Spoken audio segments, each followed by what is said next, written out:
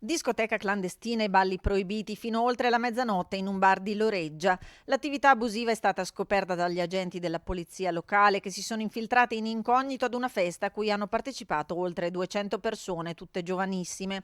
Un affollato party danzante organizzato attraverso i social, a dispetto di tutte le normative anti-Covid e sul Green Pass, e senza le necessarie licenze per aver diffuso musica oltre le 23.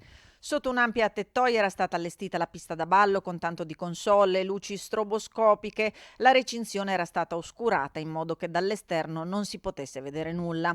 All'ingresso il personale avvisava dell'arrivo di eventuali pattuglie delle forze dell'ordine, così da interrompere subito l'evento abusivo. Si tratta dell'ultima delle feste organizzate già da settimane, segnalate dai residenti al comando di Campo San Piero, che si erano lamentati per la musica alta e gli schiamazzi fino a notte inoltrata.